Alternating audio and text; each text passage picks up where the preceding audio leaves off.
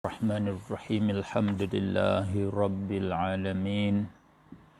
Wassalatu wassalamu ala asyrafil anbiya'i wal mursalin Sayyidina Muhammadin wa ala alihi wa sahbihi ajma'in.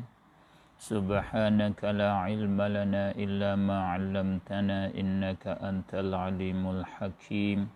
ولا حول ولا قوة إلا بالله العلي العظيم. ربنا اشرح لنا صدورنا ويسر لنا أمورنا. ربنا آتنا من لدنك رحمة وهيئ لنا من أمرنا رشدا. اللهم افتح علينا حكمتك وانشر علينا رحمتك يا ذا الجلال والإكرام. اللهم أخرجنا من ظلمات الوهم وأكرمنا بنور العلم وافتح علينا أبواب فضلك وانشر علينا من خزائن رحمتك برحمتك يا أرحم الراحمين. رب سهل ويسر ولا تعسر علي يا ميسر كل عسير. اللهم صل وسلم وبارك على سيدنا محمد وآله كما لا نهاية لكمالك وعدد كماله والحمد لله رب العالمين. Alhamdulillah, syukur kepada Allah Subhanahu wa taala kerana Allah Subhanahu wa taala kurnia kepada kita berbagai-bagai nikmat, khususnya di waktu pagi yang barakah ini. Dia bagi masa kosong untuk kita mengisikan dengan satu ibadat kepadanya, iaitu tafaqquh fiddin. Tafaqquh fiddin pada pagi ini kita guna melalui kitab Matla'il Badrain. Pada tajuknya Kitab Ahkamit Taharah. Sambungnya di pagi ini pada muka surat yang saya pegang, yang saya miliki ini, iaitu muka surat yang ke-13. Qala Syekhul Muallif rahimahullahu ta'ala wa nafa'ana bi'ulumihi fid darain amin. Dan yang ketiga daripada 4 bahagian daripada bahagian air. Air dibahagi kepada 4 bahagi. Bahagi yang pertama, suci pada dirinya lagi menyucikan bagi yang lain, tiada makruh pakaikannya. Yang kedua, seperti demikian juga tetapi hukumnya makruh pakai. Jenis yang ketiga, bagai yang ketiga, air yang suci pada dirinya. Diri dia suci, tubuh dia itu suci, tidak najis.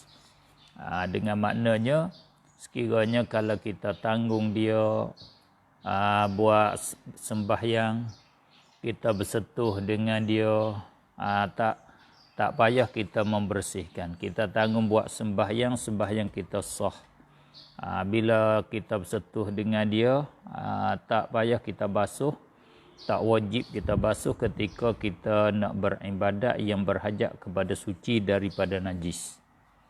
Itu makna diri dia suci, tiada menyucikan yang lainnya. Tetapi nak buat basuh menyucikan najis, nak buat mengangkatkan hadas, tidak boleh. Sebab dia suci pada diri dia saja. Itu makna tidak menyuci akan yang lain. Air jenis mana, bagaimana air ini? Dan iaitu air musta'mal. Air yang telah dipakaikan, itu musta'mal, air yang telah diguna. Air tangan yang kedua, kita beli motosikal, ada kala kita beli yang baru, ada kala kita beli hak orang pakai dah, yang tangan kedua. Itu mutu yang tangan kedua tu nama dia mutu musta'mal. Baju kita beli hak baru, dan ada kita beli baju yang sudah dipakai. Itu baju musta'mal nama dia. Air demikian juga, ada air yang kita ambil daripada telaga terus. kita ambil daripada sungai, daripada hujan terus, itu nama air baru. Bila air tu kita mari sudah guna, yang kita guna itu kita simpan taruh, itu nama musta'mal nama dia. Maka air musta'mal ini suci pada dirinya, tidak menyuci akan yang lain. Tetapi maksud dengan musta'mal hak kata tidak menyuci akan yang lain ni, air musta'mal pada mengangkatkan hadas. Kalau kita guna buat sudah guna pada lain pada mengangkat hadas, tidak masuk di dalam bahagian air yang ketiga ni. Kita guna wak basuh kain ke, kita wak basuh tangan kita biasa ke, itu tak masuk di dalam kata suci pada dirinya, tidak menyucikan yang lain. Air yang musta'mal pada istilah fuqaha, pada uruf ulama fiqh, iaitu air yang sudah dipakai pada mengangkatkan hadas. Yakni air yang sudah pakai buat wuduk, air yang sudah kita pakai buat mengangkat hadas besar. Maksud air musta'mal mengangkat hadas pula iaitu air kali yang pertama pada wuduk yang wajib. Wuduk ada wuduk sunat, ada wuduk yang wajib. Wuduk hak biasa ni lah nama wuduk wajib, ada wuduk hak sunat, wuduk nama wuduk tajdid. Wuduk yang kita baru, kita sudah ambil air semaya kali pertama, itu wuduk yang wajib. Kemudian air semaya tu kita sudah guna dah, air semaya tu kita pergi semaya fardu kah, semaya sunat kah, sudah tu sesudah itu kita nak semaya kali yang kedua, sedangkan wuduk kita masih ada lagi, belum batal lagi, kita nak semaya kali kedua, disunat kita ambil air semaya yang baru. Itu wuduk tajdid, nama dia wuduk mujaddad, wuduk yang dibarukan, hukum dia sunat. Dia nak panggil air musta'mal, air yang kita guna pada wuduk yang wajib. Itu air kali pertama. Dengan makna begini, air kita ambil untuk ambil wuduk, kita basuh muka untuk ambil wuduk.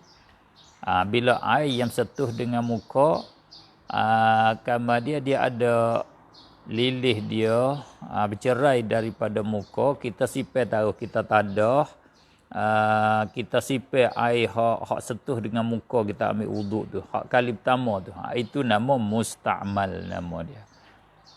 Sudah kali pertama kita basuh pula muka kali kedua, itu wuduk sunat. Itu air yang kedua, bukan air pertama. Itu tak panggil musta'mal. Kalau kita sipir air yang kedua, yang ketiga tu tak dinamakan air musta'mal. Air musta'mal air kali yang pertama. Dan mandi yang wajib, air kali pertama pada mandi wajib. Atau air yang musta'mal pada menghilangkan najis.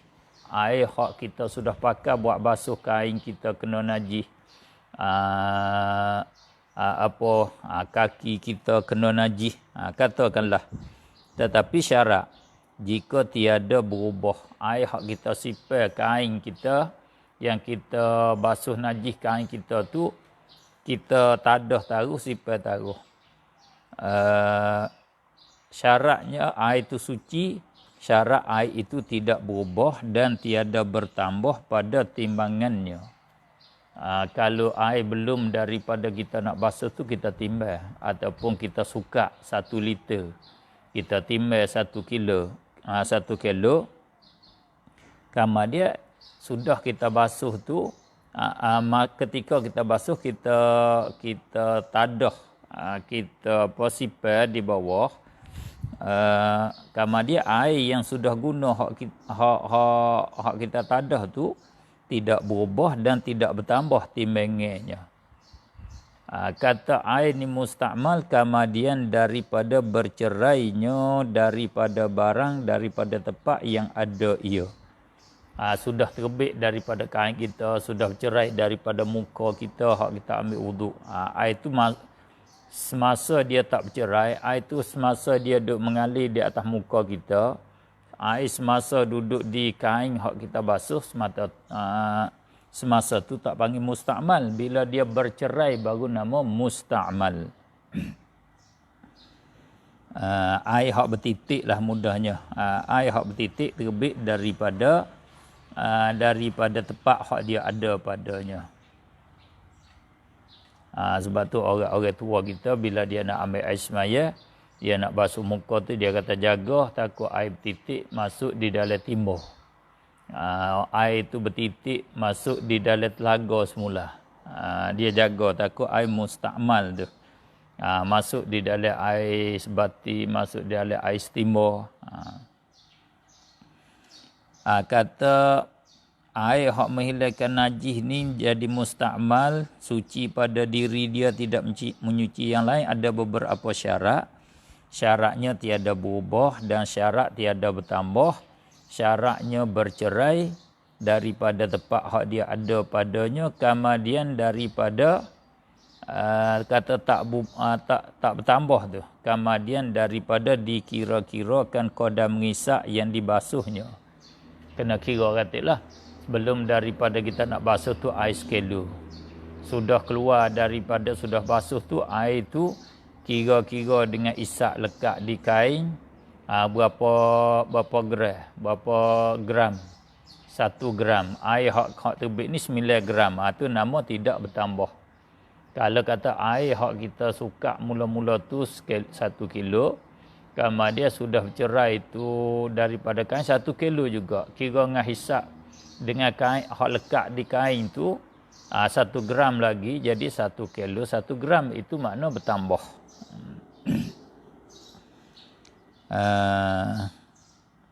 Ini nama satu jenis air yang suci pada dirinya. Dan air yang berubah, itu atas pada kata air musta'mal. Dua bagai air yang suci pada dirinya, tidak menyucikan yang lain. Yang keduanya, air yang berubah salah sewaktu daripada 3 sifat. Air ni kira 3 sifat dia. Satu rasa dia, yang kedua warna dia, yang ketiga bau dia. Air yang berubah mana-mana salah sewaktu daripada 3 sifat, berubah dengan sebab bercampur dengan sesuatu yang suci. Dia berubah dengan bercampur benda cuci, campur dengan beras, campur dengan gandum, campur dengan teh, campur dengan kopi, campur dengan susu, campur dengan sakar, gula, berubah. Berubah rasanya, atau berubah baunya, atau berubah warnanya. Berubah dengan sesuatu yang suci yang banyak berubahnya. Berubah tu bukan berubah sikit-sikit, tak berubah banyak. Kita katalah berubah dengan susu, jadi orang dinamo air susu.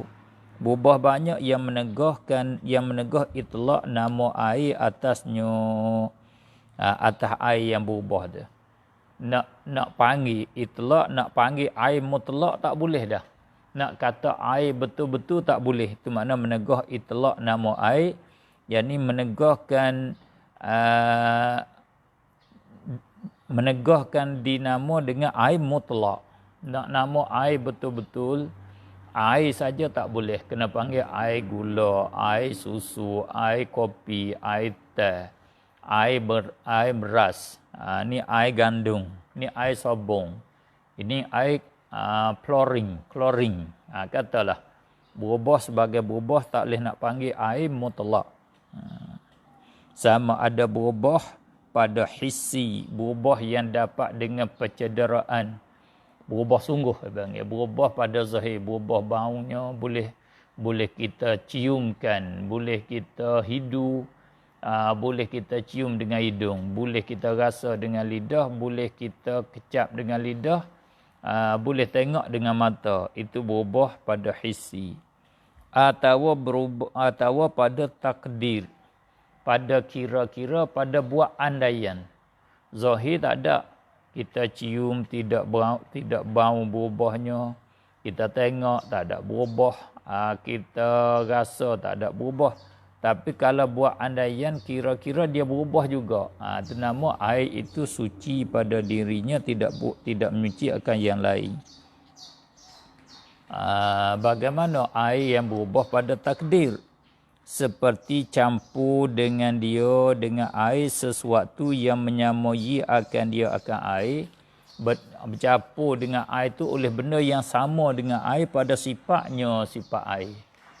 Perkara tu bukan air, tapi sifat dia sama dengan air. Sama jernih putihnya, sama rasanya, sama baunya.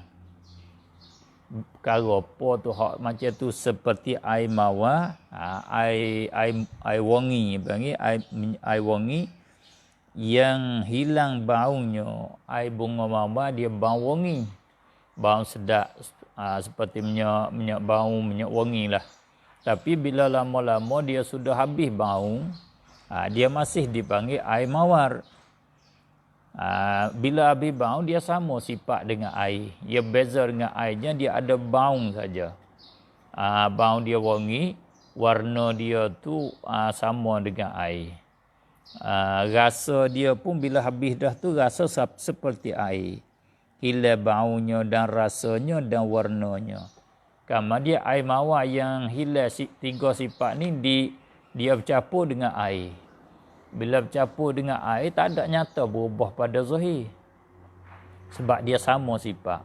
Tetapi kalau takdir, air mawar ni satu cawan, satu gelas, dicampur dengan air satu beledi, satu timba, satu bejana, satu bekah.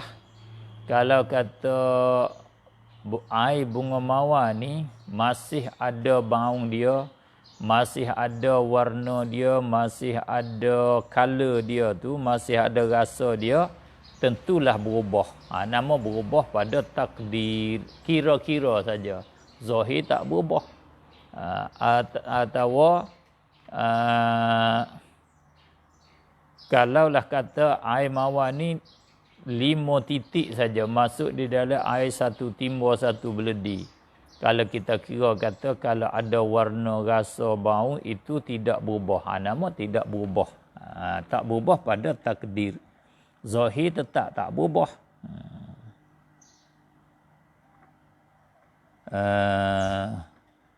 Seperti air mawar yang hilang baunya dan rasanya dan warnanya. Dan air musta'mal. Itu atas pada kata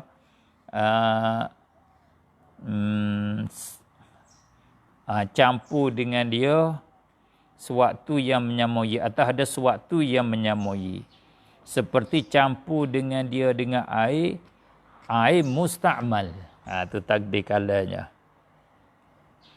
Air hak kita sudah guna, kita basuh muka ni, muka buat ambil wuduk, hak keluar, hak bercerai daripada muka, dia masuk di dalam air satu bekah, satu beledi, satu bati, satu cawan, satu telaga. Maka pada zahirnya dia tak berubah air ni.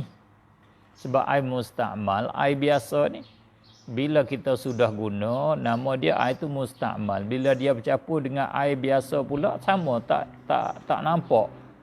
Tetapi kalau kita buat andaian kata, air musta'mal hak kita guna ni masuk di dalam satu beledi, satu timba tu 5 titik. 5 titik ni kalau kita buat andaian, 5 titik yang ada bau. Atau 5 titik yang ada rasa, pertengahan. 5 titik yang ada warna, pertengahan. Adakah berubah atau tidak berubah? Kalau kata berubah, itu nama berubah pada takdir. Boleh faham lah? Tak payah. Maka jika tiada menegah itlaq nama air atasnya, atas air yang berubah. Kalau boleh lagi kita nak panggil air betul-betul. Dengan bahawa dia berubah, dengan bahawa adalah berubahnya sedikit.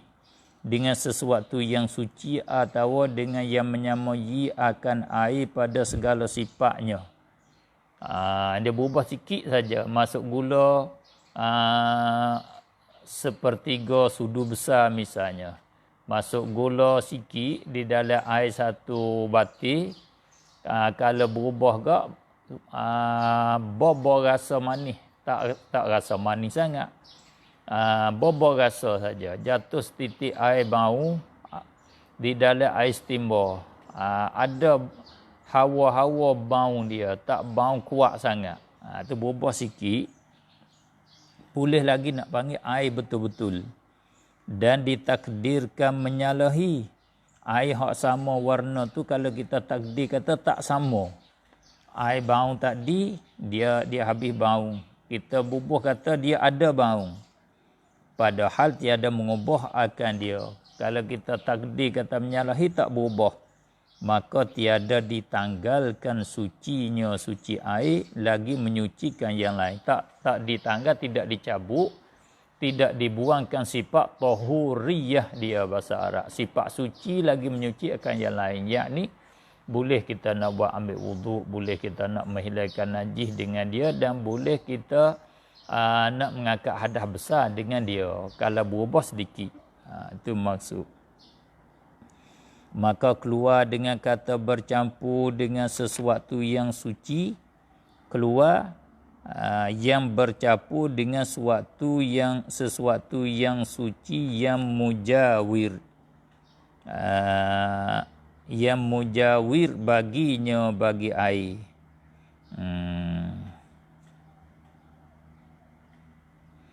Maka bahawasanya kekal ia air atas sucinya suci air, dan jika banyak berubahnya sekalipun. Hak kata air berubah dengan sesuatu yang suci itu ditanggalkan tahuriyah dia, yakni dia suci pada diri tidak menyucikan yang lain itu. Dia berubah dengan sesuatu yang suci yang bercampur. Kalau dia berubah dengan sesuatu yang suci yang berhampiran, yang mujawir, itu masih dia kekal di atas suci lagi menyucikan yang lain. Tahuriyah dia tetap teruskan. Di sini kita kena faham perkara suci yang mengubahkan air itu ada 2 bahagian. Satu dinama bahasa Arab nama mukhalatah. Khalata yukhalitu mukhalatatan fa huwa mukhalit. Suatu yang suci, satu benda suci nama mukhalit. Yang kedua suatu yang suci yang nama mujawir. Asal di dalam bahasa mukhalid makna yang bercampur. Mujawir yang berjiran, yang berhampiran, yang berdekatan. Itu asal di segi bahasa. Tetapi maksud di sisi ulama fiqh, mukhalid, air berubah dengan mukhalid, kalau berubah sebagai berubah yang banyak, maka air itu tertanggal sifat menyucikan yang lain. Tak boleh nak menyucikan yang lain. Maksud dengan mukhalidnya iaitu sesuatu yang tidak boleh diasingkan dia daripada air. Bila dia masuk di dalam air, kita nak asing dia tak boleh. Seperti kita kata air susu. Bila kita masuk di dalam air, kita nak asing susu dengan air tak boleh dengan jalan biasa ni. Dengan jalan alat-alat moden tu sukulah. Kopi, teh, gula. Bila kita masuk di dalam air, dia hacur, dia bercampur dengan air, kita nak asingkan dia tak boleh. Jadi bergaul dah dia dengan air. Itu mukhalid nama dia. Itu maknanya kalau air berubah dengan teh, air berubah dengan kopi, air berubah dengan susu, air berubah dengan gula, maka air itu nama air suci pada dirinya, tidak boleh menyuci akan yang lain. Sama dengan air musta'mal. Itu makna. Satu lagi mujawir. Yang dimaksud dengan mujawir di sisi ulama fiqh iaitu suatu yang suci yang bercampur dengan air yang boleh diasingkan. Yakni suatu yang boleh diasingkan dia daripada air. Suatu tu kalau kita nak ambil dia keluar daripada air boleh. Seperti kayu. Ulama fiqh buat contoh misal seperti kayu gahru. Kayu gahru dia ada bau dia, ada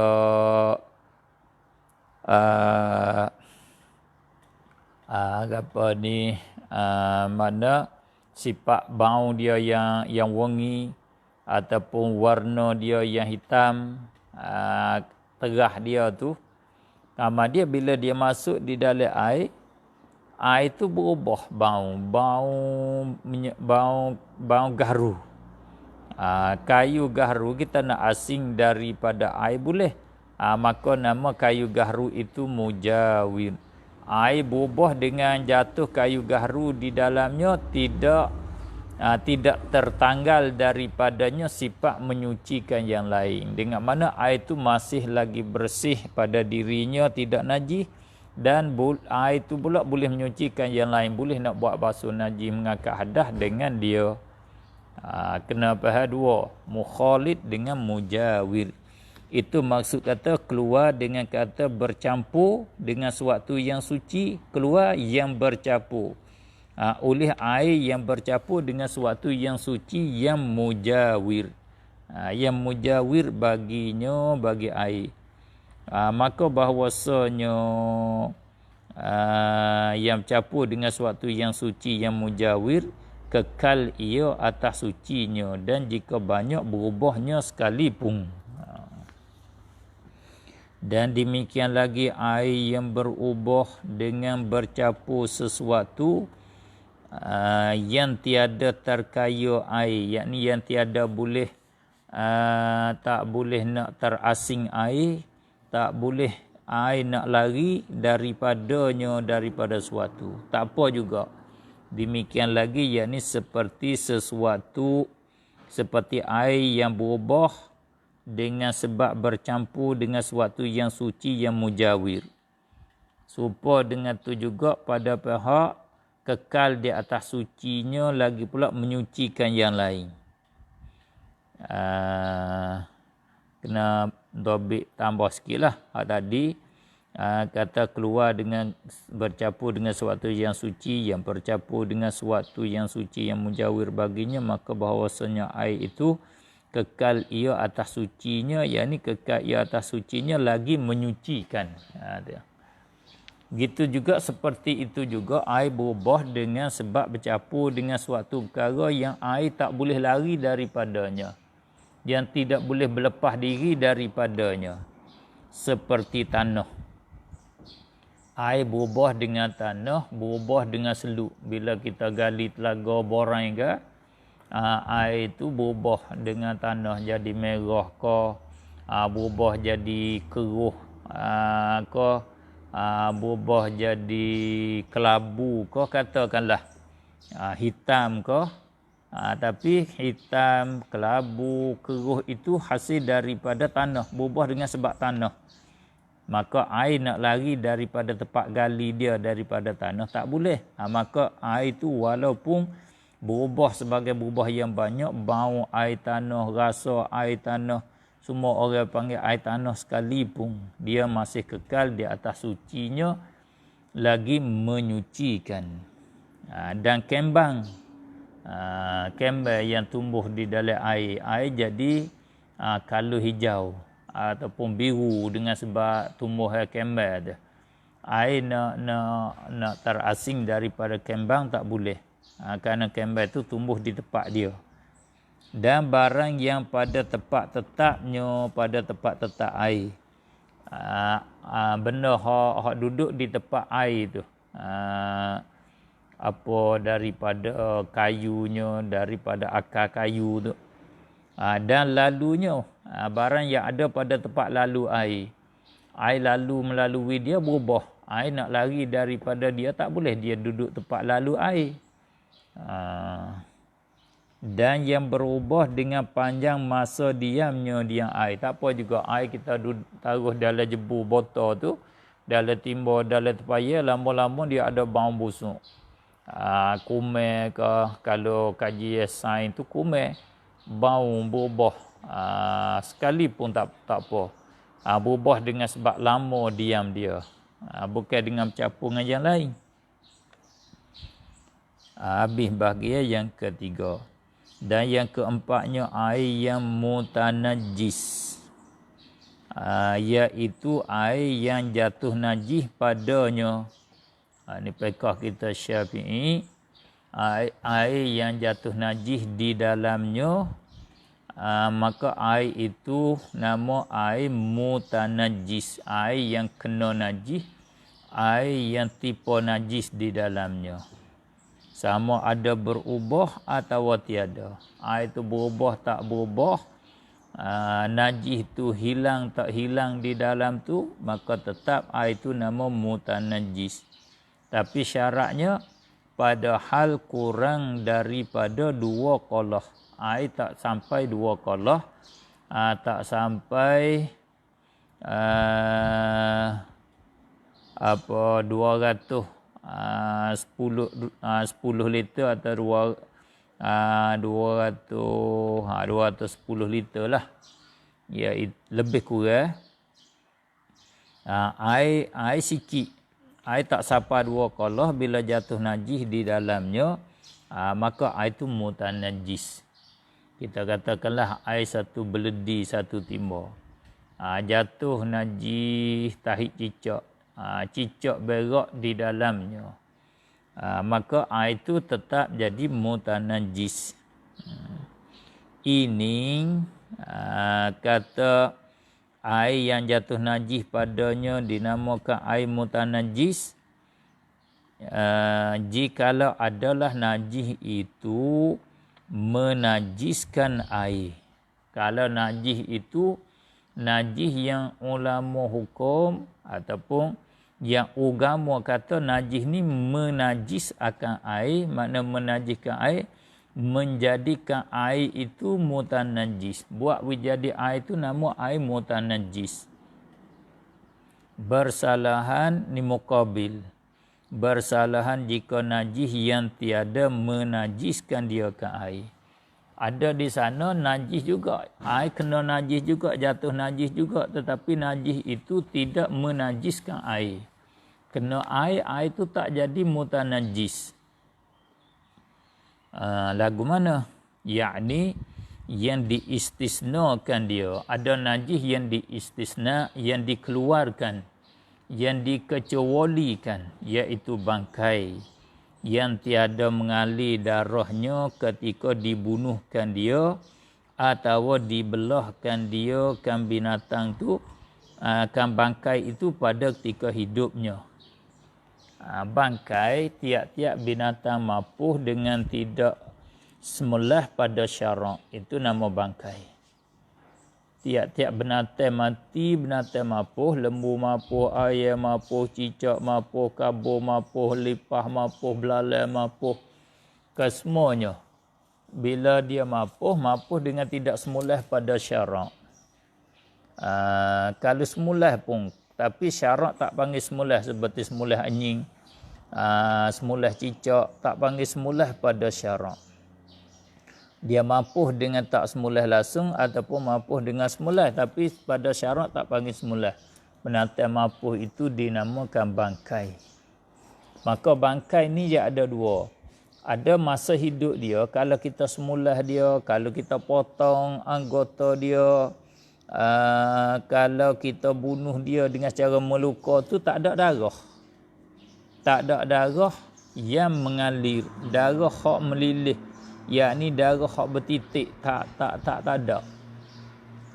Ada di sana bangkai bila kita bunuh dia dengan cara meluka, bila kita melukakan dia saja, dia luka darah keluar. Macam kau bertitik tak itu nama dia binatang ada darah mengalir.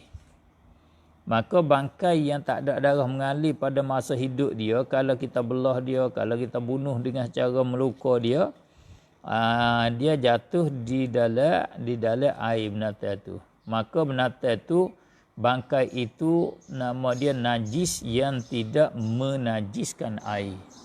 Tubuh dia najis. Tubuh bangkai itu najis tetapi dia tidak menajiskan air. Binatang apa tu? Seperti lalat.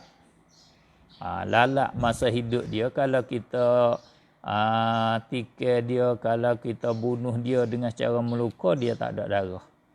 Dan kabur, jenis kabur yang tak ada kedua tu hak tak ada darah mengalir. Dan kala, mak sedah tu kala, dan lipah dan cicak. Cicak ni ada darah. Ada darah dalam diri dia saja. Bila kita potong dia, kita bunuh dia dengan cara meluka, kita meluka dia, kita potong kerak kaki dia, tak ada darah titik, tak ada. Bila cicak mapuh, nama dia cicak tu bangkai.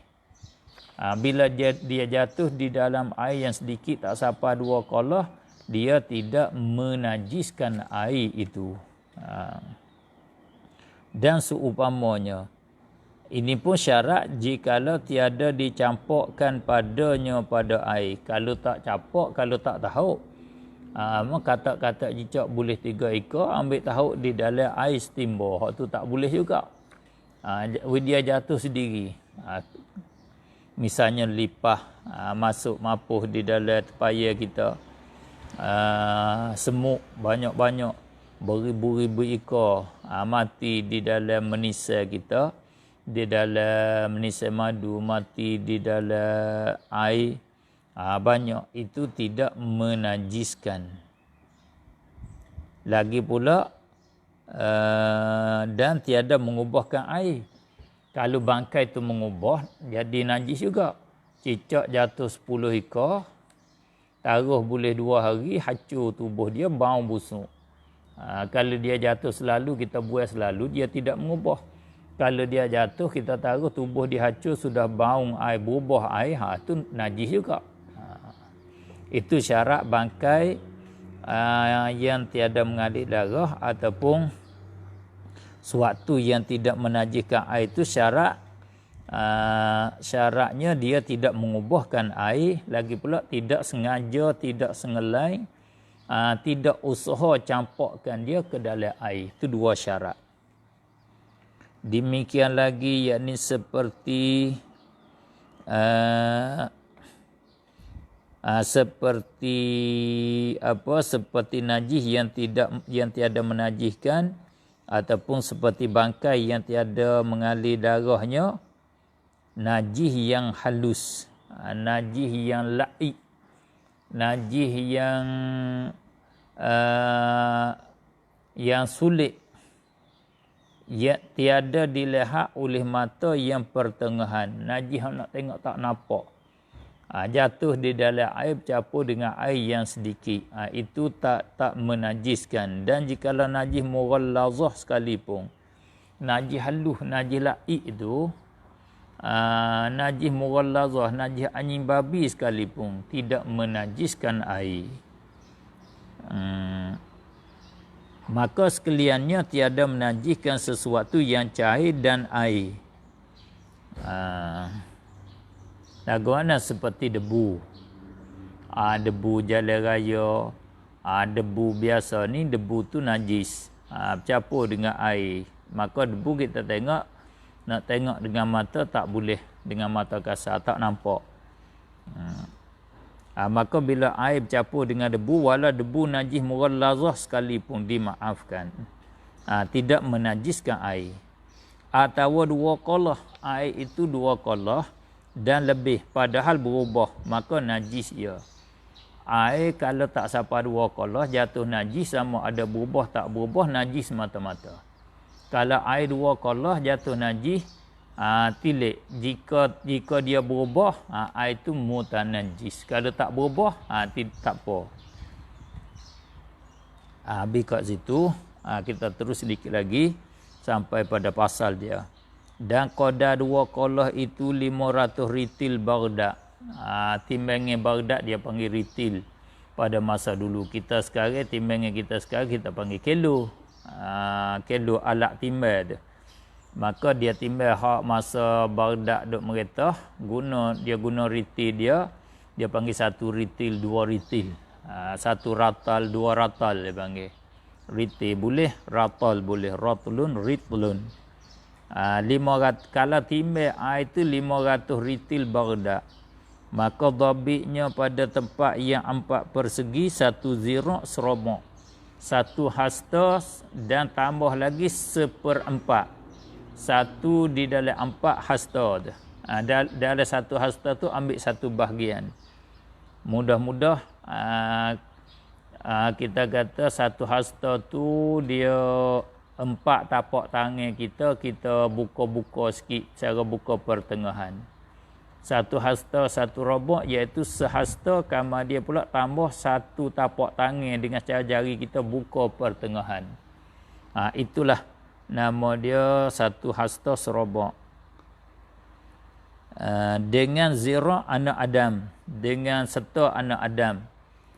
Bukan dengan serta Najjar, serta orang pertukangan, yakni ukuran tetap orang pertukangan tali inci dia tu. Ni serta anak Adam pada pihak panjangnya dan lebarnya dan dalamnya. Kalau tepat 4 persegi, sebelah dalam 1 hasta 1/4. Sebelah buka dia pun 1 hasta 1/4. Sebelah luar dia pun 1 hasta 1/4. 4 persegi begitu. 1 hasta serobok, itulah qadar air 2 qalah. Kita masuk air penuh tu nama air 2 qalah. Dan pada tempat yang bulat, maka 1 zirah luahnya, yakni mukanya. 1 hasta muka dia dan 2 zirah setengah dalamnya. 2 hasta setengah kira kok dalam kalau tempat bulat. Dan manakala adalah luahnya 1 zirah, adalah kelilingnya 3 zirah. Kalau kita ukur dari mata muka hak bulat tu, dari kiri kanan tu 1 hasta. Kalau kita ukur bulat dia tu jadi 3 hasta. Tu satu ilmu. Ukur nama. Dan 1 robok, 1 sobok zirah. 3 zirah, 3 hasta dan 1 sobok 1/7 hasta. Dan pada tempat yang 3 persegi, maka 1 zirah lebarnya, 1 zirah setengah, 1 hasta setengah lebarnya dan panjangnya, dan 2 zirah dalamnya. Kita kena tahu hak ukuran sekarang ni lah. Sekarang ni ulama fiqh kata 60 sen. Kalau 4 persegi 60 cm. Dalam 60 cm, buka dan panjang dia 60 cm. Maka ukur pula di dalam 1 meter tu dia teluh air berapa liter. Jadi kiranya 210 liter lebih kurang. Begitulah cuba kita buat hisap sendiri. Itu ulama fiqh kita sudah yang sudah buat detail dengan cara dia pada masa yang lampau, banyak ratus tahun mari. Ni jatuh Baghdad mari dekat beribu tahun dah. Kena kira masa baru pula lah kitanya.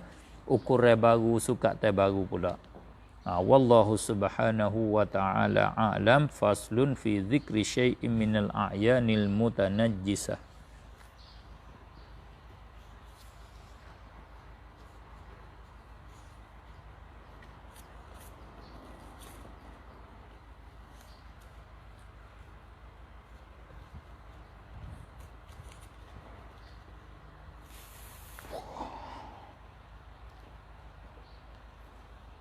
Kita rehat boleh 5 minit tak?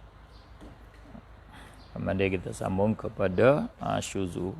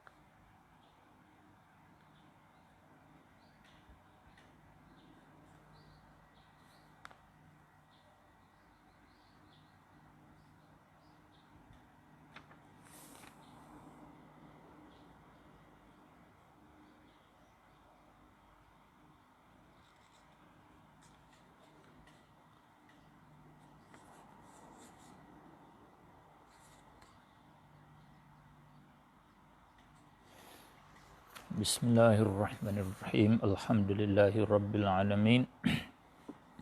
Wassalatu wassalamu ala sayyidina Muhammad wa ala alihi wa sahbihi ajma'in. Walhamdulillahirabbil alamin. Qala Syekhul Muallif rahimahullahu taala wa nafa'ana bi 'ulumihi fid dharain amin. Au amrun atau fi'il amar. Fi'il dibahagi kepada imam madin au amrun atah pada madin. Fi'il itu ada kala fi'il madhi, ada kala fi'il amar. Itu pada istilah nama amar. Asal di dalam bahasa amrun makna suruh. Munasabah fi'il ni dipanggil fi'il amar kerana fi'il ini menunjuk di atas suruh. Seperti kita kata idrib, suruh pukul. Bila kita nak suruh seseorang pukul, kita kata idrib. Bila kita nak suruh seseorang itu duduk, kita kata ijlis. Ijlis, hendaklah engkau duduk. Idrib, hendaklah engkau pukul. Makna kita suruh dia pukul, kita suruh dia duduk. Fi'il yang begitu rupanya, begitu maknanya, nama fi'il amar pada istilah. Itu diberi takrif, kata wa huwa, dan iaitu al-amru ataupun fi'lul amri, fi'il amar, ma barang fi'il yang dalla, yang menunjuk ia ma ala talabi, di atas talab, di atas tutup, di atas suruh. Fi'il yang bererti makna suruh, itu maksud talab di sini. Talab di dalam bahasa makna bahasa Melayu kita tutup ataupun suruh.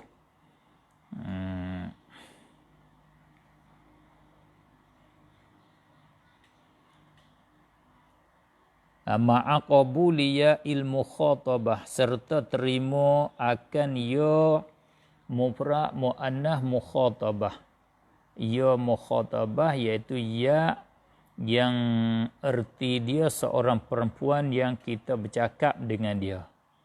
Mukhatabah makna seorang perempuan yang kita bercakap dengan dia. Orang hak kita bercakap dengan dia, kalau lelaki dipanggil mukhatab, kalau perempuan dipanggil mukhatabah. Orang yang kita hadap cakapan, tuju cakapan kita kepada dia. Orang yang kita bercakap dengan dia, yang dia bercakap dengan kita, itu nama mukhatab kita. Tiap-tiap fi'il, tiap-tiap kalimah yang menunjuk dia atas suruh, serta kalau kita nak masuk ia yang memberi arti seorang perempuan itu, perempuan yang mukhatabah, nama fi'il amar. Bagi kita orang Melayu juga lambat jugalah nak boleh kenalnya. Orang hak Arab sendiri dia boleh tahu orang begini, hak ulama nahwu panggil fi'il amar. Dia fahamlah bila kata idrib, dia faham kata suruh pukul. Bila kata ijlis, dia faham suruh duduk. Itu dia faham tolak begitu. Misalnya kaqumi. Qumi, hendak berdiri oleh engkau, wahai seorang perempuan. Ya Hindu ke ya Fatimatu. Makna kalau kita nak suruh seorang lelaki berdiri, kita kata qum. Qum fi'il amar. Tahun mana kata fi'il amar? Dua alamat. Satu makna tutup suruh, hendak berdiri. Yang kedua, qum tu dia terima ya muannah mukhatabah. Kalau kita nak kata qumisah, betul di dalam bahasa Arab. Makna kalau kita nak suruh lelaki, kita kata qum. Kalau kita nak suruh perempuan berdiri, kita kata qumi di dalam bahasa Arab. Cakap itu adalah cakapan yang sahih, cakap yang betul dengan bahasa Arab. Maka qum nama fi'il amar. Cam dia ke mana? Cam dia menunjuk di atas talab, menunjuk di atas suruh, serta terima ya muannah mukhatabah. Ada di sana ada kalimah tu makna suruh, tetapi dia tidak terima ya muannah mukhatabah. Itu tidak nama fi'il amar. Nama dia apa? Isim fi'il amar. Ada kalanya dia panggil gantian, pengganti daripada fi'il amar. Masdar yang ganti daripada fi'il amar. Wa minhu, dan setengah daripadanya min fi'lil amri, setengah daripada fi'il amarnya hati wa ta'ala. Dua-dua kalimah ni khilaf ulama di sisi Ibnu Hisham rahimahullahu ta'ala, dan ulama jumhur, ulama nahwu, dia kata setengah daripada fi'il amar. Ada setengah ulama lughah, ulama bahasa Arab, ada di sana mereka kata hati wa ta'ala ini bukan fi'il amar. Dia kata isim fi'il amar. Itu ada khilaf. Yang mu'tamad dia adalah fi'il amar. Sebab apa? Sebab hati dia menunjuk di atas tolak. Orang Arab bila dia nak suruh bawa datang barang satu perkara pada kita, suruh kita beri satu perkara pada dia, dia kata hati, bawa mari. Dia tolak, dia tutup. Hati ni pula dia terima ya muannah mukhatabah. Kalau dia nak suruh perempuan bawa datang beri barang hak ada pada dia tu kepada dia, dia kata hati. Hati kalau perempuan. Begitu juga ta'ala. Ta'ala. Hadir, mari. Dia panggil mari. Orang Arab bila nak panggil seorang lelaki, dia kata ta'ala, mari. Hendaklah engkau datang, hendaklah engkau hadir. Bila dia nak panggil seorang perempuan, dia kata ta'alai, mari. Untuk seorang perempuan, mari. Terima ya muannah mukhatabah.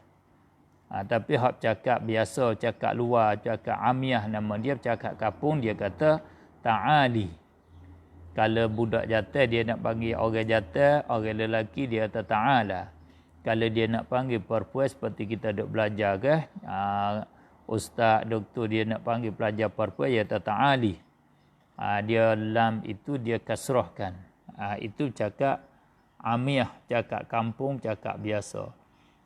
Adapun cakap fusha, lurah pertulisan, cara tulis, cara lidah pasah, dia kata lam itu bagi patah ta'alai. Ta'alai ketika berhubung dengan ya muannah mukhatabah.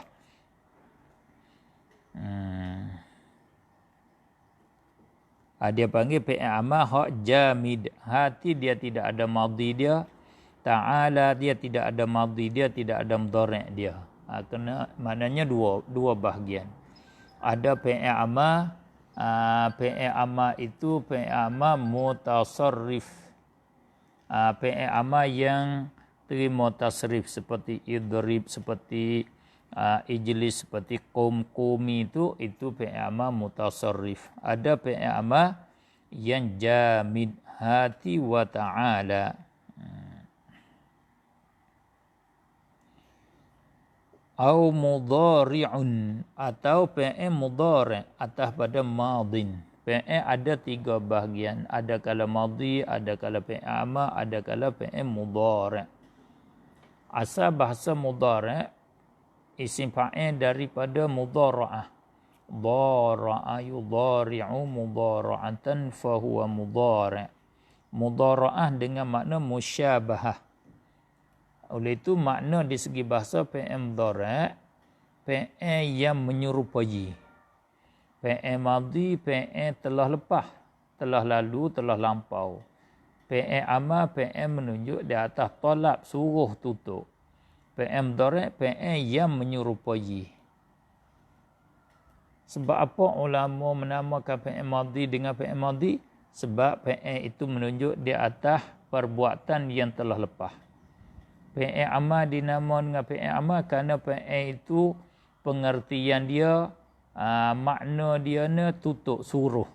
Munasabah dengan kata suruh, bahasa Arab kata amar, dinamakan fi'il amar.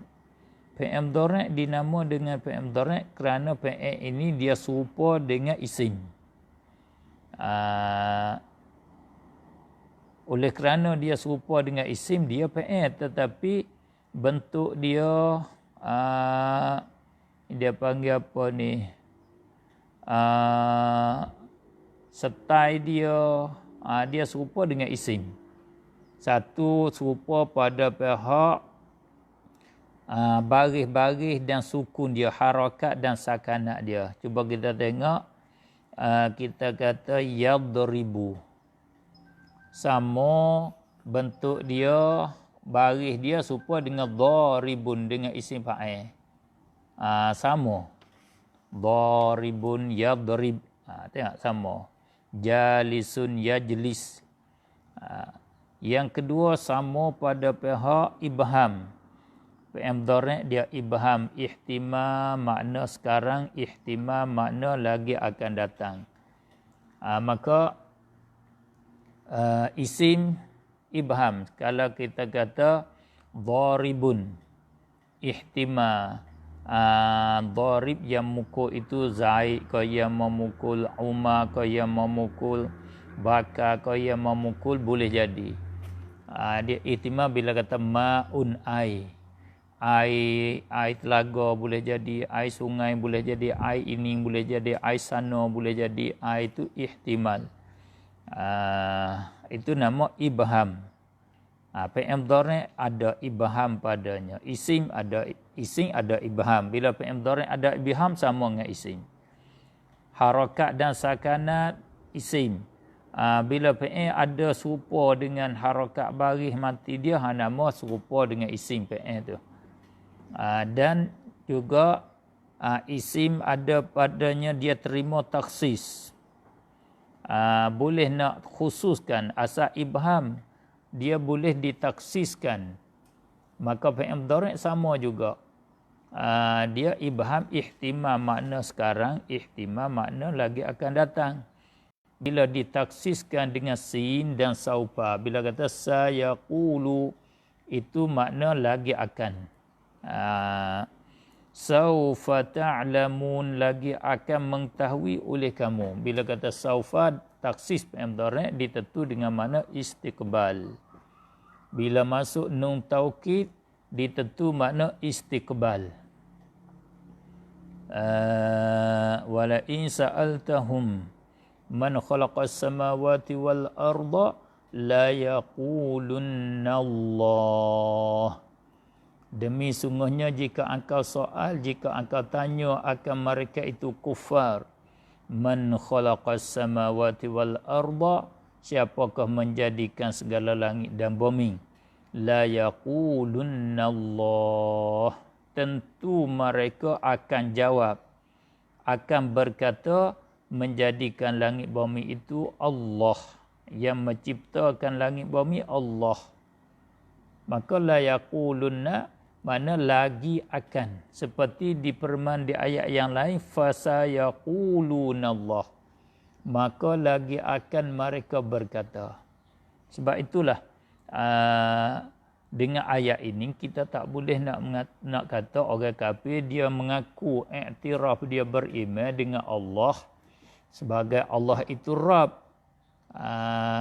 Dengan ayat ni, sebab ayat ini bukan menunjuk bahawasanya orang kafir itu mengaku mengiktiraf dengan bahawa Allah yang menciptakan langit bumi. Sebab ayat ini bukan dia bagi tahu kata orang kafir mengaku iktiraf, hanya dia nak bagi tahu lagi akan. Orang kafir bila akal soal, sekarang dia tak jawab lagi akan bila dia faham, dia tahu dengan hujah-hujah engkau, tentu dia kena jawab kata Allah. Bersalah dengan salafiyah, dia faham dengan ayat ini kata orang kafir mengaku iktiraf. Itu tak betul. Ayat bukan menunjuk di atas orang kafir iktiraf, menunjuk di atas kata dia akan iktiraf, dia akan jawab. Lagi pula jawab dia pun dia guna dengan qaulu, fasayaqulunallah. La yaqulunnallah. Dia akan kata dengan lidah. Qaulun dia lebih umum, ada kata dengan lidah, ada terima dengan hati. Maka dia kata tu, kalau orang kafir kata pun dia kata dengan lidah, dia tak kata dengan hati dia. Itu menunjuk di atas kata dia tidak beriman. Kata dengan lidah tak diterima, tidak dinamakan iman. Semata-mata kata dengan lidah. Walau bagaimanapun, kita naknya bila masuk sin, masuk saufa, masuk nun taukid, itu dia beri arti, PM mudhari' itu memberi arti makna istiqbal, lagi akan datang. Kalau tak ada harah-harah yang menentukan dia ihtimal, itu nama ibham. Sama dengan isim. Isim bila kata ma'un ai, ihtimal, ibham. Bila masuk alif lam, jadi taksis. Hadzal ma'u, ining ai. Al-ma'u ai ining. Al-yawma hari ining. Al-yawma akmaltu lakum dinakum wa atmamtu alaikum ni'mati wa raditu lakumul islam dina. Jadi taksis dengan alif lam. Al-yawma hari ini, pada hari ini. Kalau kata yaum, hari, itu ihtimal. Kalau masuk alif lam, taksis hari ini, alif lam ahdil hudur nama dia. Gitu juga isim ditaksis dengan idhafah. Bila kata baitun, itu ihtimal. Bila kata baiti, baitu zaidin, baitu rajulin, jadi taksis. Jadi khusus. PM mudhari' sama dengan isim pada pihak taksis. Sebab tu dipanggil dia PM mudhari', PM yang sama dengan isim. Dan juga isim dia terima masuk lam ibtida'. Cuba tengok, kita kata la apa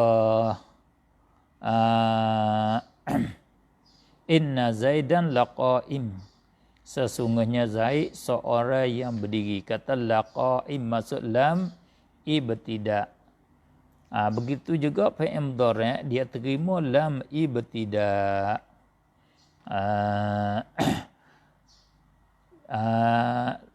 La adribannaka, wallahi la adribannaka, demi Allah aku nak pukul akan dikau. I wa rabbi la tub'atsunna, la tub'atsunna, dia terima lam ibtida'. Itulah kata sebab dinamo PM dengan kata PM mudhari'. Definisi dia, takrif dia, kita nak kenal PM mudhari' macam mana. Wa huwa, dan iaitu PM mudhari' ma yaqbalu lam, barang PM yang terima ia akan lam. Tiap-tiap kata di dalam bahasa Arab, kalau kita nak memasukkan perkataan lam, kelimah lam ke atas dia sah, boleh. Itu nama fi'il mudhari'. Kalam yakum wa dzalika ka qaulika lam yakum. Seperti kata lam yakum. Itu yakum itu fi'il mudhari'. Buktinya terima lam. Kita nak kata lam yakum boleh. Seperti lam yalid. Yalid itu fi'il mudhari'. Dengan dalil boleh masuk lam, sah kata lam yalid. Tak seperti kita kata ma'un tadi. Kalau kata lam ma', kita nak cerita kata tidak ada air. Kita kata lam ma', tak boleh, tak sah. Tak betul dengan bahasa Arab. Kata bait, rumah atau bilik. Kita nak kata tidak ada bilik. Rumah aku tak ada bilik. Baiti, rumah aku, lam baitun, tak boleh. Tidak ada bilik. Kerana bait, kelimah tu dia tak terima lam di dalam bahasa Arab. Kelimah yang terima lam ialah fi'il mudhari'. Lam yakum, tidak pernah berdiri ia. Lam yadrib, tidak pernah memukul ia. Lam yajlis, tidak pernah duduk ia. Itu kelimah tu nama fi'il mudhari'. Yadrib, yajlis, yakum, fi'il mudhari'. Waftitahuhu, Wa huwa ma yaqbalu lam. Lagi pula waftitahuhu biharfin.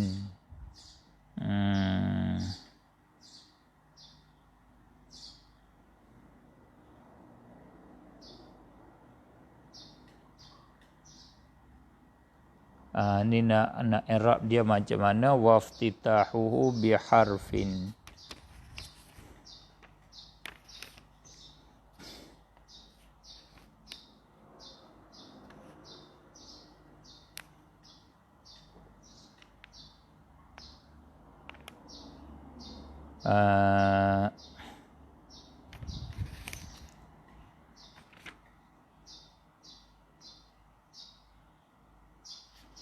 Boleh kita i'rab au mudhari'un wa huwa maftitahuhu. Kena takdir kala begitu. Atas pada jumlah yaqbalu al. Barang fi'il yang iftitahuhu yang memulainya ma biharfin tu khabar adalah ia dengan satu haraf min na'aitu daripada haraf na'aitu. Fi'il yang terima lam lagi pula dia dimulai dengan huruf na'aitu, yakni dengan mana-mana satu daripada 4 huruf yang ialah nun, hamzah, ya, ta. Nun, hamzah, ya, ta. Bahasa kami dulu kecil-kecil diajar dengan kata alif, ba, ta, sa, jim. Hamzah, ya, ta. Ya panggil ya, ta panggil ta. Tak panggil ya, tak panggil tak, tak kita. Huruf mana-mana fi'il yang dimulai dengan mana-mana satu daripada 4 huruf, huruf na'aitu ataupun diibarat juga dengan kata na'ti, diibarat juga dengan kata anaitu. Itu sama. 4 huruf. Na'ti boleh, na'aitu boleh, anaitu boleh. Harfin min na'aitu harfin madmumin. Harah yang didhamah akan dia. Huruf na'aitu ni dhamah. In kanal madhi, jika adalah fi'il madhi rubaiyan yang basuh 4 huruf. Fi'il mudhari' ni hak ghalib, fi'il mudhari' hak ghalib dia ada madhi dia. Seperti yadribu ada madhi dia daraba. Yajlisu madhi dia jalasa. Itu nama fi'il mutasarrif nama dia. Maka fi'il mudhari' dia mesti kena mula dengan mana-mana satu daripada huruf yang 4, anaitu ataupun na'ti, na'aitu. Huruf yang 4 itu sifat dia, baris dia kena dhammah. Kalau fi'il madhi dia 4 huruf. Misal ka udah riju. Udah riju fi'il mudhari' mula dengan hamzah. Fi'il madhi dia 4 huruf. Dah raja. Hamzah dia huruf mudhara'ah nama dia. Na'aitu na'ti nama huruf mudhara'ah. Bila fi'il madhi 4 huruf, huruf mudhara'ah dia kena dhammah. Udah rij. Yudah rij. Tudah rij. Nudah rij. Nu'udah. Wa ujibu fi'il mudhari' pada ajaba. Ajaba 4 huruf. Ajaba mula dengan hamzah, ujibu, ud. Kalau mula dengan ya, yujibu. Ajaba yujibu. Mula dengan ta, tujibu. Mula dengan nun, kata nujibu. Mana jawab. Ajaba yujibu, ajaba tujibu, ajaba nujibu, ajaba ujibu. Kalau baca ujiba lain pula. Kalau ujiba fi'il madhi bina majhul. Kalau baca ujibu fi'il mudhari' mutakallim bina ma'ruf. Makna kalau ujibu aku menjawab. Kalau ujiba dijawabkan. Ada orang jawab. Di sini dia nak misal fi'il mudhari', kena baca ujibu. Wa maftuhin, dan harah na'ai itu dipatahkan dia. Bina di atas patah. Fi ghairihi, pada yang lainnya. Pada yang lainnya, lain daripada al-madhi rubai. Fi ghairihi ghairil madhi fi ghairi nak katakan bahasa Arab. Fi ghairihi, pada yang lainnya, ghairi madhihi ar-rubai, lain daripada fi'il mudhari', hak lain pada fi'il madhi dia yang bahasa 4 huruf, iaitu fi'il madhi dia 3 huruf, fi'il madhi dia 5 huruf. Istisna satu saja, hak fi'il madhi dia 4 huruf. Hak 3, hak 4, hak 3, hak 5, hak 6, itu dipatahkan harah mudhara'ah huruf na'aitu tadi. Ka adribu, adribu fi'il madhi dia 3 huruf, daraba yadribu. Dimulai dengan hamzah, adribu bina tah patah hamzah. Adribu yadribu tadribu nadribu. Wastakhraja wa astakhriju, madhi dia ne huruf. Istakhraja, fi'il mudhari' dia mula dengan ya, yastakhriju bina tah patah ya. Mula dengan ta, tastakhriju. Mulai dengan nun, nastakhriju. Mulai dengan hamzah, astakhriju. Kesimpulannya, fi'il ada 3 bahagian: fi'il madhi, fi'il amar, fi'il mudhari'. Tanda fi'il madhi terima ta ta'nih yang sakin. Tanda fi'il amar terima ya muannah mukhatabah. Tanda fi'il mudhari' dia terima lam. Terima masuk amil jazai di atas dia. Dan syarat fi'il mudhari' kena mulai dengan huruf anaitu. Wallahu a'lam. Habis kat situ.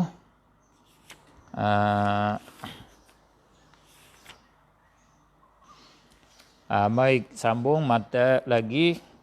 Wal harfu, dan bermula haraf, ma barang, perkataan, sebab kita masuk dalam kelimah. Kelimah ialah qaulun. Ma masduk ma ialah kalimatun boleh, masduk ma qaulun boleh. Iaitu al kalimatul lati, kelimah yang ada, yang melaini ia, kelimah yang lain.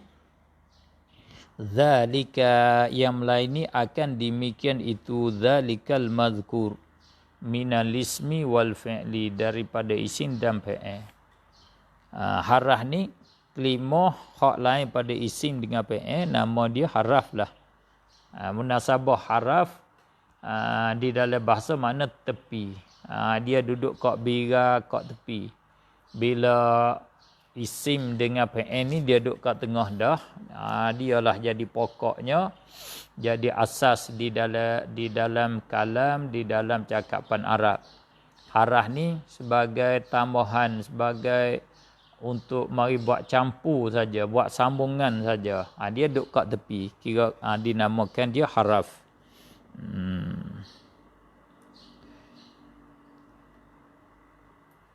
Tanda dia tak sebut, kerana dia menyalahi dengan isim fi'il. Cukup dah. Isim dia terima alilat, terima masuk harah nida. Harah tak terima tersebut. Fi'il dia terima ta ta'nih, fi'il terima ya muannah mukhatabah, terima sin saufa, terima lam. Maka harah tidak terima yang tersebut. Itu nama haraf. Oleh itu, kalau nak buat definisi harah ialah tiap-tiap kelimah yang tidak terima alamat isim, tidak terima alamat fi'il. Itu di dalam mata Ajurmiyah kata wal harfu ma la yasluhu ma'ahu dalilul ismi wala dalilul fi'li. Wal harfu ma laysat lahu alamah faqis ala qawli takun alamah. Mana haraf iaitu kalimah yang tak terima alamat isim, tidak terima alamat fi'il. Kahal. Seperti perkataan hal, haraf istifham. Adakah? Hal makna adakah? Hal qama Zaidun, adakah telah berdiri oleh Zaid? Kalau kita tanya seorang, mu makankah tak makan lagi? Hal akalta, adakah telah makan oleh engkau? Hal akaltum, kalau ramai. Adakah kalian sudah makan? Hal tu nama haraf istifham. Bukan isim, kerana nak kata al-hal tak boleh. Ya hal tak boleh. Dan nak kata halat terima tak ni tak boleh. Hali terima ya mu'annah tak sah, tak betul. Terima lam hal tak boleh, ya tak terima. Hal itu haraf. Wafi, fi haraf qafa, haraf ja. Walam haraf nafi, haraf jazam. Haraf itu dia terbagi pula kepada berbagai-bagai haraf. Satu pada bahagian dia, haraf itu haraf mushtarak, haraf bersekutu. Dia masuk di atas isim, masuk di atas fi'il. Seperti hal. Ada haraf tu haraf mukhtas, haraf tertentu dengan isim seperti fi. Dan haraf itu ada haraf tertentu dengan fi'il, tak masuk atas isim. Dia tidak ishtirak, iaitu seperti lam. Sebab tu musannif pengarang kita rahimahullahu ta'ala, dia misal dengan 3 misal. Hal, haraf ishtirak, dia masuk atas isim, atas fi'il. Fi haraf mukhtas bil ismi, haraf tertentu bil asma, tertentu dengan isim sahaja. Haraf ja dia masuk atas isim saja. Lam haraf jazam, dia masuk atas fi'il mudhari' sahaja.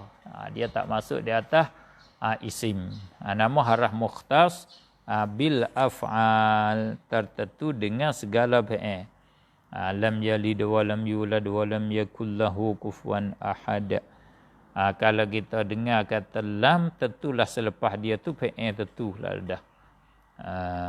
Kalau bunyi fi, min ila an ala fi rubba ba kahlam,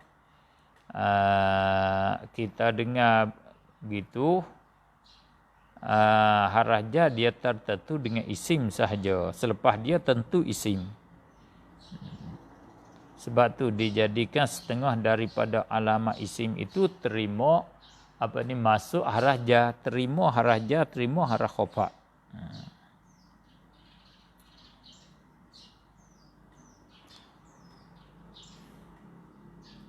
Awal kalamu, qala al-musannif rahimahullahu ta'ala, wal kalamu, dan bermula kalam itu. Ini kita belajar di dalam ilmu nahu, supaya kita nak faham bahasa Arab, nak faham cara bercakap Arab, kena faham begitulah. Faham cara ulama nahu, mari bagi kaedah kepada kita. Ataupun faham dengan cara kaedah nahwiyah, kaedah nahu.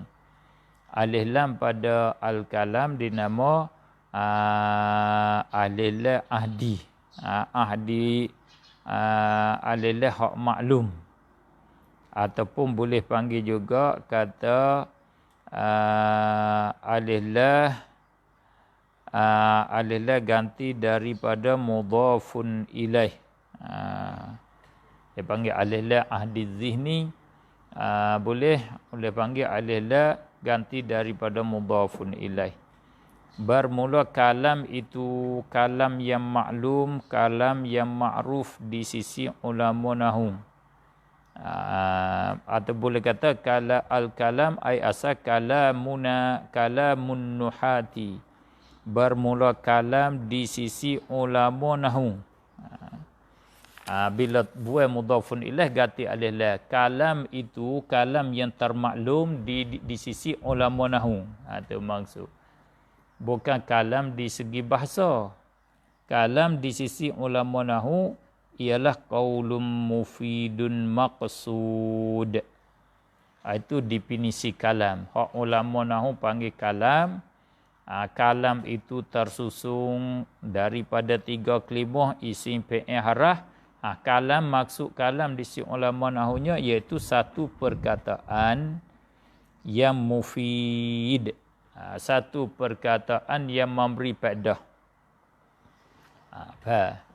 Qaulun di sini bukan makna qaulun dengan makna masdar, bukan makna berkata. Qaulun di sini qaulun dengan makna ma hasala bil masdar. Qaulun diitlaqkan masdar kandaknya isim maf'ul. Qaulun bermakna maqulin. Qaulun ay maqulun. Perkataan. Beza berkata dengan perkataan. Perkataan ialah suatu yang hasil daripada berkata. Kalau tidak ada berkata, tak ada perkataan. Berkata ialah bercakap. Bercakap ialah kita menggerakkan mulut, menggerakkan lidah supaya keluar satu suara. Supaya terbit suara, itu makna berkata. Itu nama masdar. Di dalam istilah usuluddin, dia adalah ilmu falsafah, dia panggil amrun iktibari, bukan ada. Bila kita gerak mulut, gerak lidah, dia keluar suara. Suara yang keluar tu nama dia qaulun. Itu nama perkataan. Itu perkara ada. Perkara wujudi ada, perkataan boleh didengar dengan telinga. Misal saya gerak lidah, gerak mulut saya bunyi al-kalamu qaulun mufidun maksud. Bunyi boleh dengar. Itu nama dia qaulun, perkataan saya. Nak panggil kalam ialah kena perkataan. Perkataan iaitu satu kalimah yang ada erti. Itu yang panggil qaulun, seperti kata langit, bumi, air, batu, kayu, pokok. Itu nama qaulun. Kalau perkataan yang tidak ada makna, kata kosong. Seperti kita kata, kita akah perkataan kayu, kita kata yuka. Perkataan langit, kita kata ngikla. Ngikla, yuka tu tak panggil qaulun, kerana dia tidak ada erti, tidak ada makna. Tidak ada makna. Dia panggil lafzun boleh. Lafzun dia panggil lafaz boleh. Kerana lafaz itu suara yang bunyi di atas huruf. Dia panggil lafaz lah. Adapun qaulun tu khusus lagi. Lafaz hak ada erti. Lafaz musta'mal, lafaz yang mempunyai makna. Kalau lafaz tidak ada makna, itu dia panggil lafaz, tak panggil qaulun. Itu bezanya. Anak nama kalam di sisi ulama nahwu, di dalam ilmu nahwu, dia bercara tajuk kalam lah. Dia bercara tajuk dia ialah tajuk kalam. Apa kalam? Qaulun, satu perkataan yang mufidun, yang memberi faedah. Yakni satu perkataan yang memberi satu pengertian. Itu maksud satu faedah. Wirti satu pengertian. Kalau kita kata begini, lembu. Tak boleh faham. Tak ada pengertian apa. Apa makna tak ada pengertian? Sebelah yang mendengar, si pendengar itu, dia masih tunggu satu lagi perkataan yang dia nak faham daripada perkataan lembu tu. Semata kata lembu itu dia tak boleh faham. Dia duk tunggu nak ada sambungan dia. Lembu, dengan bahawa kata dia sambung, lembu itu sudah mapuh. Lembu itu sudah dijualkan. Baru faham. Kata lembu sudah dijual. Lembu itu sudah dijual. Oh, dia nak bagi tahu kata lembu hak termaklum itu sudah dijual. Boleh faham? Itu kata mufid. Kalau kata lembu sahaja, tidak dihimpun, tidak dikapuh dengan sudah dijual, tidak dipaham. Nama qaulun saja, tidak mufid. Nak mufid ni mesti kena tersusung daripada dua perkataan ke atas. Lembu itu sudah dijual. Lembu itu mapuh. Lembu itu gemuk, lembu itu kurus. Kena himpun lembu dengan kurus, lembu dengan gemuk, lembu dengan dijual. Himpun begitu baru jadi mufid. Kalau tidak susung, nama qaulun saja. Tidak mufid. Tidak dinama kalam. Kalam kena qaulun mufid seperti Allahu ahad wa ilahukum ilahu wahid. Itu panggil kalam mufid. Lagi pula maqsudun, qaulun yang maksud, perkataan yang dikosak akan dia, yang disengajakan dia, yang sekelain nak kata. Itu bahasa Melayu. Taning yang sekelain, sekelain, sengaja, yakni dikosak, diniat. Kata itu diniat nak kata. Kalau kata dengan tidak kosak, dengan tidak niat, tak ada sengelain. Seperti orang yang jenera, orang duk tidur, dia duk kata. Dia bercakap di dalam tidur, dia bercakap dalam mimpi dia. Itu tak nama kalam di sisi setengah ulama nahu. Kerana dia kata tidak dengan tidak ada kosak, tidak sengaja, tidak sengelain, tidak nak di dalam hati dia. Nak nama kalam kena maksud, kena nak di dalam hati. Itu maksud dia. Itu di dalam mata Ajurrumiyah kata al-kalamu huwa al-labzul murakkabul mufidu bil wad'i. Bil wad'i ditafsir setengah ulama dengan kata bil qasdi dengan kosak. Setengah ulama jumhur dia kata bil wad'i dengan mana bil wad'il arabiyyi ataupun bil wad'il arab dengan hataran bahasa Arab, yakni cakapan itu cakap yang dicakap dengan dia oleh orang Arab. Orang Arab lah bawa data lafaz yang dia bercakap seperti Allahu ahad, lafaz as-samad tu hataran orang Arab. Kalau kata Allah satu itu bahasa Melayu. Tak panggil wad'ul Arab dak. Maknanya pitah royaknya cakapan bahasa Arab yang ada erti. Itu nama kalam. Cakapan bahasa Arab, cakapan Arab. Abtadiul imla bismillatil aliyah. Itu nama kalam. Itu bahasa Arab.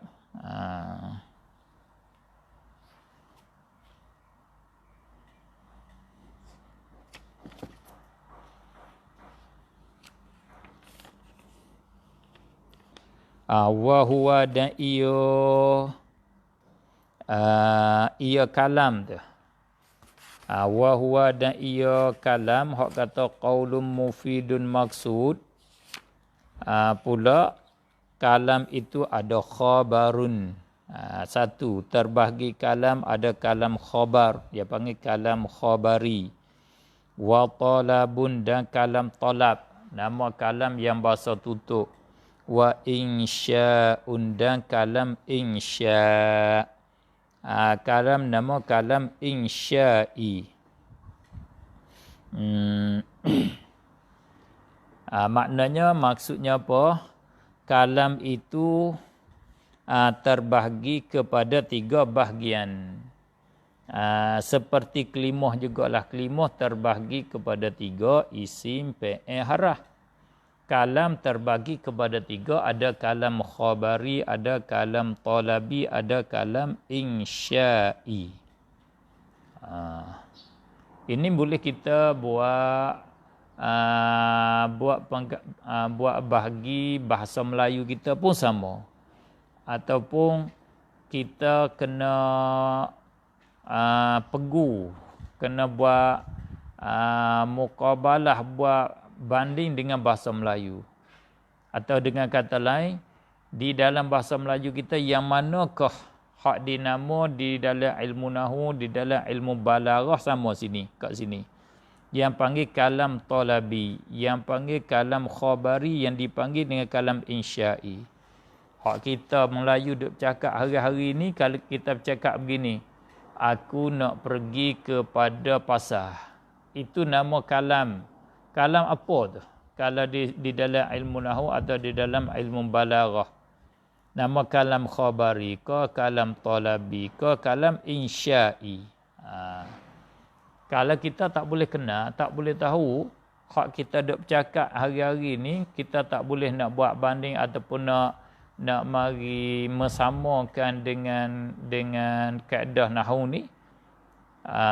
Tak boleh nak sama dengan kaedah balaghah, mana kita tak faham lagi bahasa Arab.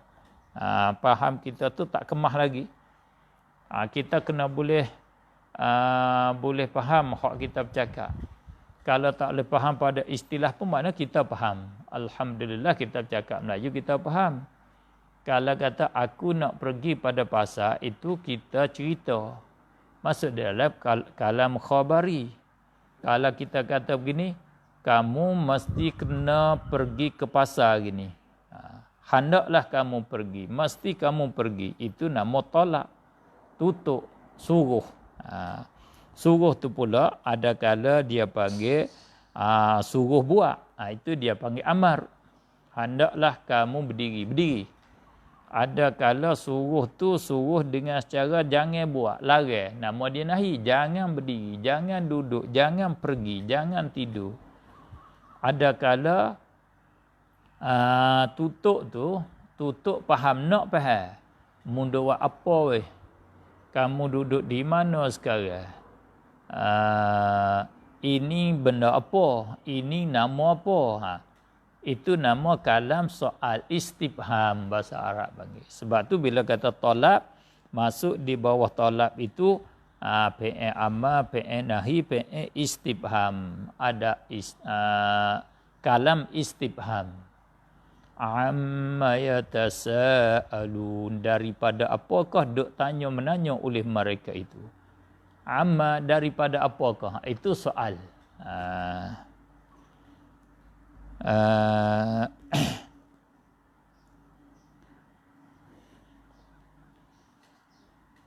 Itu kita kena faham kat situ. Dan satu yang kita kena faham, kalam insya. Kalam insya, apa arti insya? Ini insya ni bukan insya Allah itu. Sebab tu ada orang buat jaga komen, insya Allah kena tulis asing. Hamzah alif, kemudian kita masuk hamzah di bawah alif, kemudian tulis nun, asingkan daripada shin. Shin, alif, hamzah. In itu satu kalimah, iaitu haraf syarat. Jika sya'a kehendak Allahu Allah, jika kehendak oleh Allah. Itu jadi 3 kalimah. Kalau tulis sambung insya-Allah, tulis alif hamzah ke bawah, nun sambung dengan shin, insya-Allah, itu jadi 2 kalimah. Erti dia berubah. Insya mana menjadi, menciptakan Allah. Itu makna dia rusak. Allah itu dicipta, ada idafah pada fa'il, mencipta oleh Allah. Di sini insya masdar bagi ansya'a. Itu kita kena faham kat situ. Ansya'a yunsyi'u insya'an. Insya yang lawan dianya, muqabil dia khabar. Itu kita nak faham insya, nak lawan dia khabar, lawan dia talab. Dhabit dia lagu mana? Dhabit dia kita tengok. Kalam itu kalau boleh jadi benar, boleh jadi dusta. Kita nak kata bohong boleh kepada seorang yang bercakap. Kita nak kata dusta boleh hak dia bercakap tu. Itu nama dia khabar. Bila dia kata aku telah makan, aku belum makan, boleh jadi cakapan dia tu benar kalau betul dengan perkara hak berlaku sungguh benar. Boleh jadi dia bercakap tak betul dengan hak waqi', hak berlaku sungguh. Dia itu kalam dia, cakapan dia itu dusta.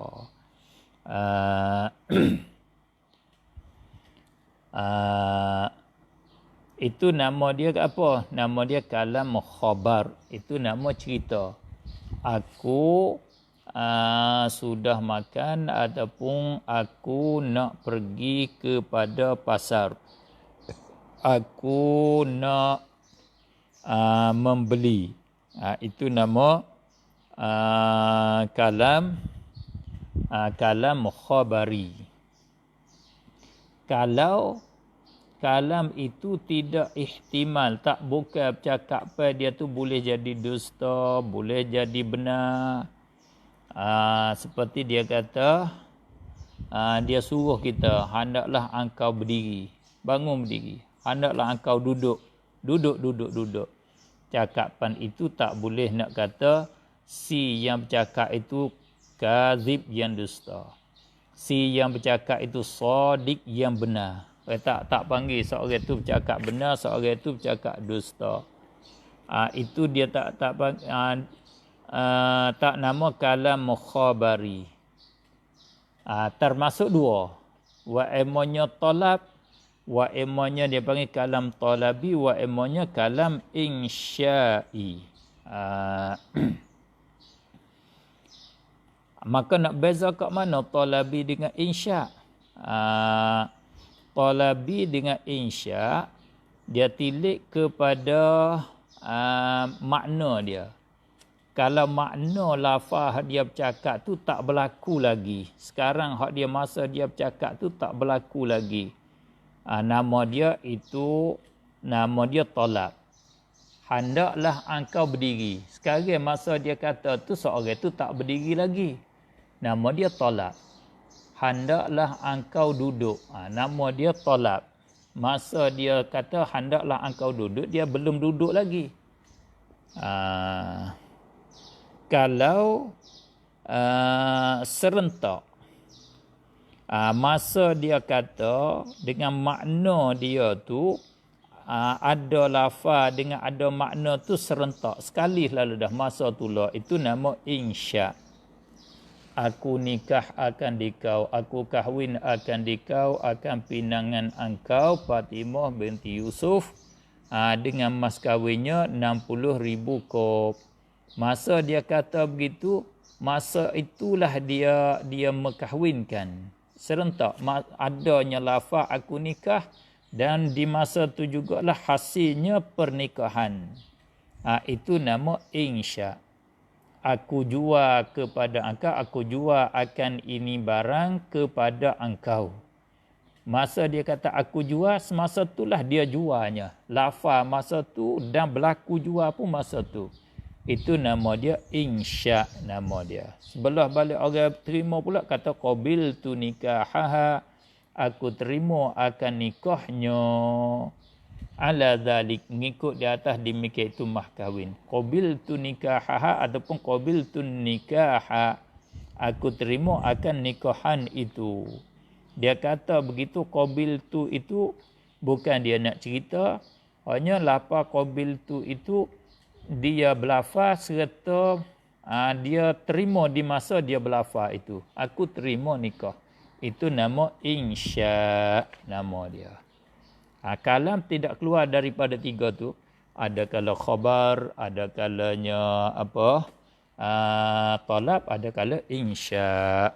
Tengok kepada masa tu. Kita cukup setakat tu dulu. Wallahu subhanahu wa ta'ala a'lam. Walhamdulillahi rabbil alamin.